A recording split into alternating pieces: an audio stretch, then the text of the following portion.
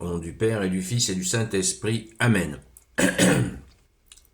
La paix de Jésus soit dans votre maison, sa paix et sa joie. Alléluia.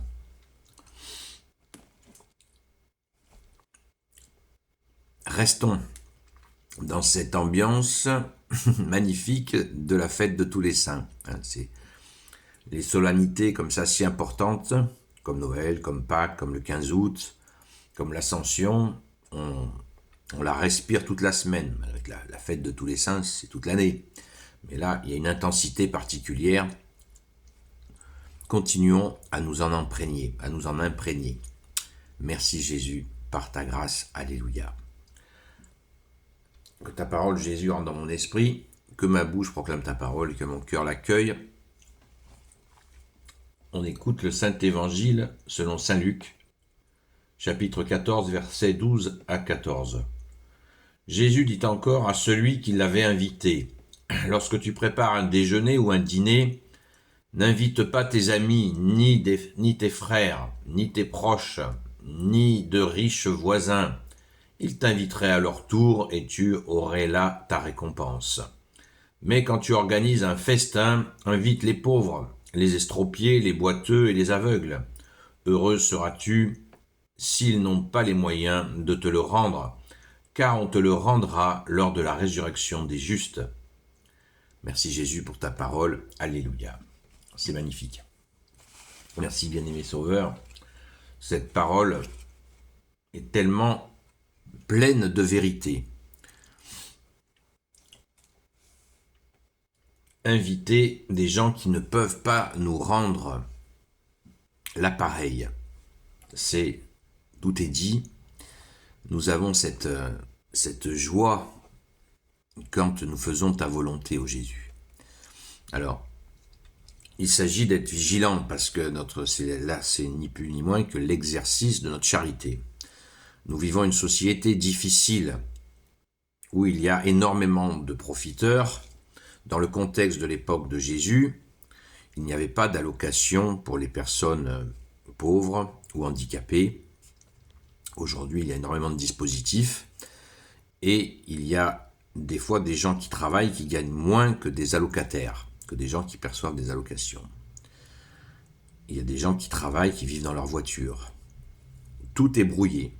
D'ailleurs, le malin organise les choses pour que tout soit brouillé, pour que tout le monde soit frustré au final. Il y a même des gens qui vont mieux, qui ne le disent pas pour garder ce mode de vie, car ils savent que s'ils travaillent, ils gagneront moins qu'en ayant des allocations. Donc tout ça nécessite non pas de nous refermer sans charité, de faire disparaître nos charités, de toute façon nous ne pouvons pas, notre charité est indélébile, mais nous pouvons l'ignorer. Ne l'ignorons pas, redoublons d'attention, de prière et de discernement, pour justement venir en aide aux gens qui ont authentiquement besoin de notre aide. C'est très important. Ne soyons pas feignants. Le réflexe de dire « Ah, les profiteurs, moi je donne rien, comme ça je suis tranquille ». Non, ça ne marche pas comme ça. De la même manière, il y a de multiples associations qui sont tout à fait contestables dans leur façon de gérer les dons et qui sont très problématiques. Il y a d'ailleurs un habitué de l'aide internationale qui avait eu cette phrase pendant je crois 40 ans, il avait voué sa vie à organiser des programmes en Afrique et dans d'autres pays où il y a la misère, de grande misère. Et au bout de toutes ces années de travail, il avait dit « On aurait mieux fait de casser les hublots d'un avion et de survoler les zones miséreuses et d'envoyer l'argent par les fenêtres.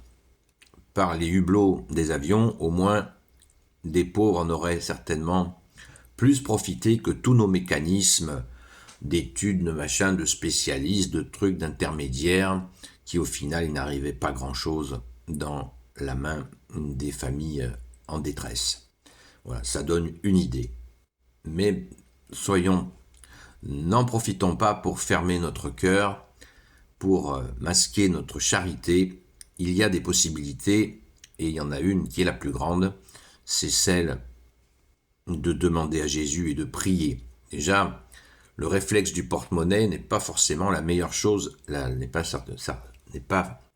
forcément la chose la plus efficace. La première chose efficace, c'est de prier. Car Jésus pourvoit, mais comme le dit la parole, justement, c'est dit dans l'Évangile, quelqu'un qui a faim, on ne va pas lui faire un cours de théologie.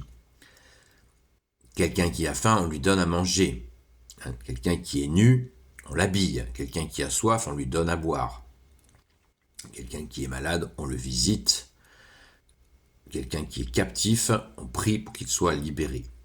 Oui, il faut agir. On agit. On ne tombe pas dans la stupidité. C'est bien précisé. Il me semble que c'est Saint Jacques qui dit ça. Je ne suis pas certain, mais c'est tout à fait dans son style. Donc, soyons attentifs à cela. Jésus, comme d'habitude, tu nous as tout dit, toi le seul enseignant.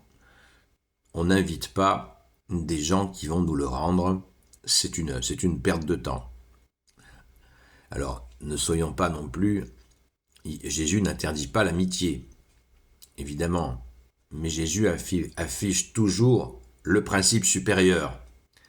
C'est très important, car justement, quand nous sommes que dans nos cercles, on devient étanche aux autres.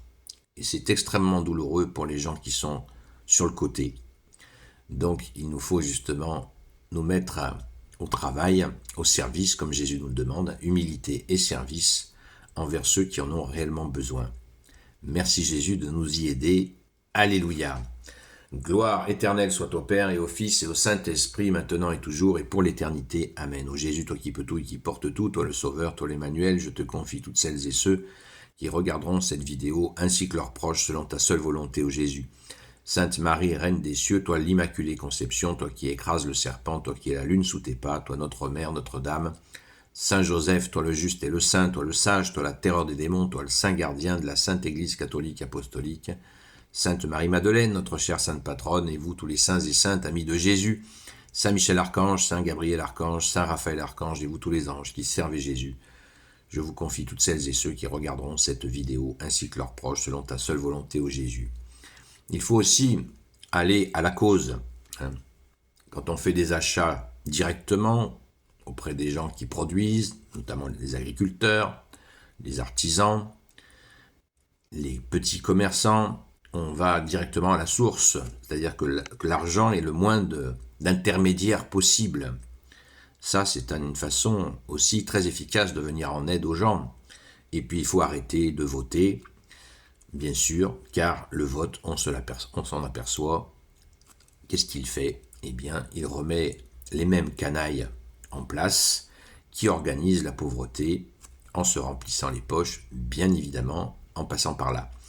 Donc, changeons notre façon de faire et ainsi la pauvreté reculera en vérité. Merci Jésus de nous y aider, toi notre seul roi. Je vous souhaite une bonne journée dans la paix de Jésus. À très vite. Ce soir, on reprend les directs à partir de 20h. 20h, 22h sur TikTok. Seul Jésus sauve. À très vite.